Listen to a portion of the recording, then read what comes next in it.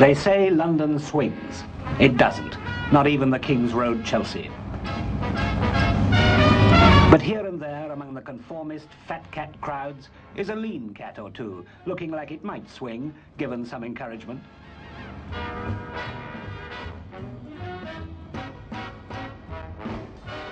And in among the chain stores and supermarkets is here and there a shop that may have something all its own to say, to the character who can send up the mass production car, to people who can put living before a living.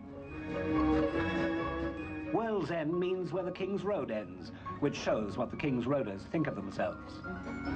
Granny takes a trip, the shop behind the face calls itself, and it's typical of the non-typical, conforming to the non-conformist image of the inn, what they used to call way out, and before that with it, and before that groovy, and before that hep, and what Granny herself would have called the very latest thing, my dear.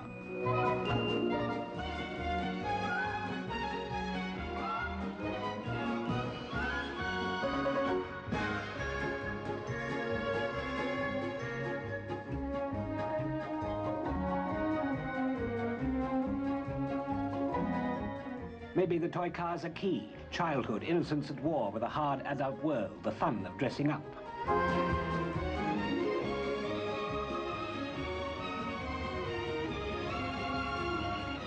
Hung on you, meaning both we sell clothes and we love you, which is good shopkeeping in any language. And the lollipop says what the toy car said. It's all another tiny coloured womb, warm and gentle, in its way an escape from the H-bomb, television, and other horrors of the workaday world.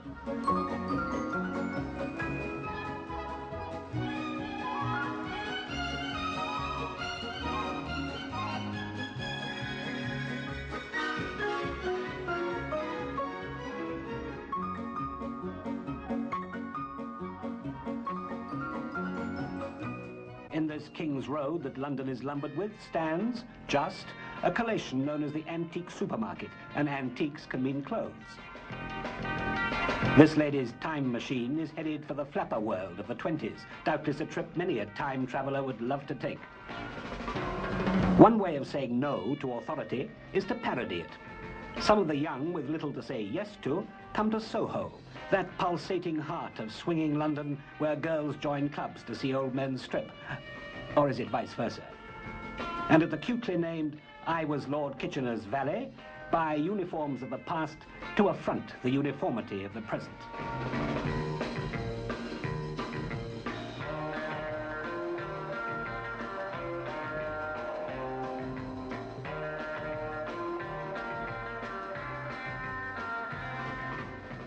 A street called Carnaby attracts those tourists who delight in the relics of Britain's past, Stonehenge, Brighton Pier, the House of Lords, but some natives are still seen, albeit heavily cloaked.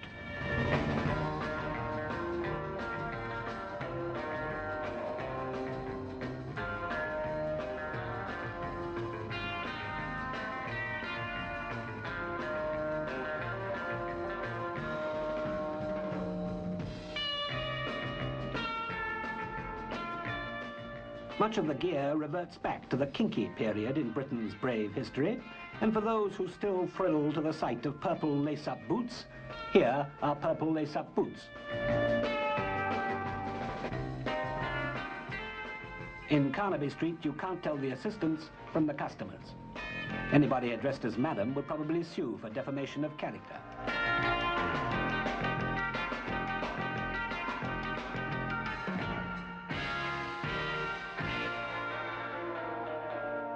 John Stephen, these are his shops, is the uncrowned king of Carnaby Street. Many of his business rivals would dearly like to see him crowned.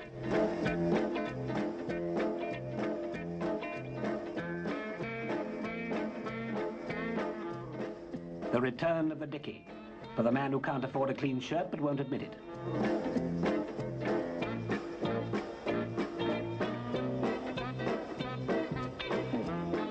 Op-art spats, ideal camouflage for the larger foot. A shop called Gear, and you're never too young for in gear, until you're old enough to say so anyway.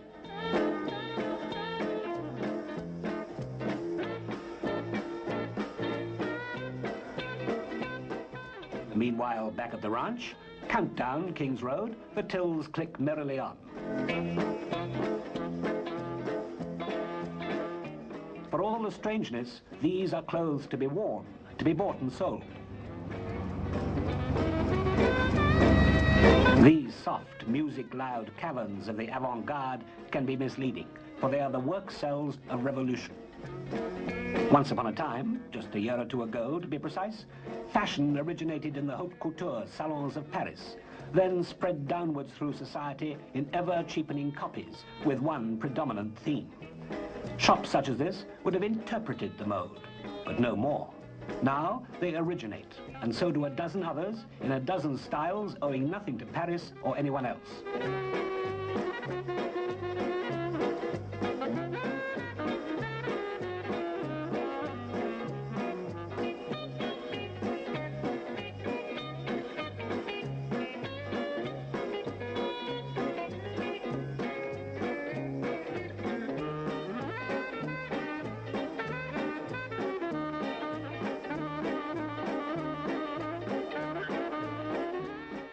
So it is that the inn scene of London is one big fancy dress ball. Men come as cowboys, hussars, or refugees from St. Petersburg, 1917. It girls, oomph girls, who's for tennis girls, odalisques from the harems of bygone Turkey mingle with kaftan slinkers from gay Arabia and boa-bedecked hoydens from the lids of ancient chocolate boxes.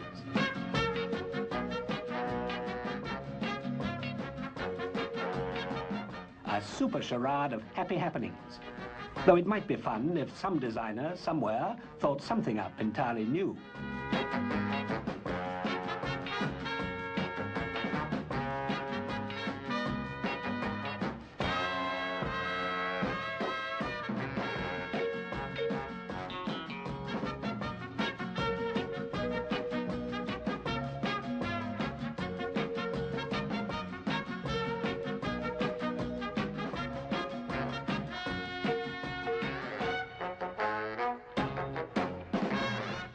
None of this, thank heaven, adds up to swinging London, but it makes a not unpleasing splash of colour in the old city.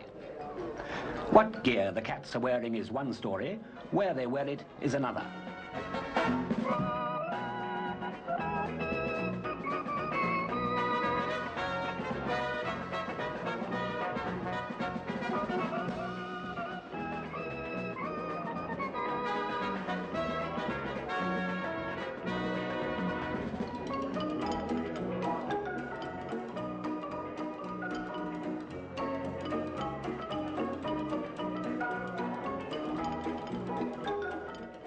But whether here at Tiles, or here at the Bag o' Nails, or at Samantha's, or George's, or the Saddle Room, or any of the inn-gaffs where they go, just don't take any of it too seriously, or you'll miss the whole point.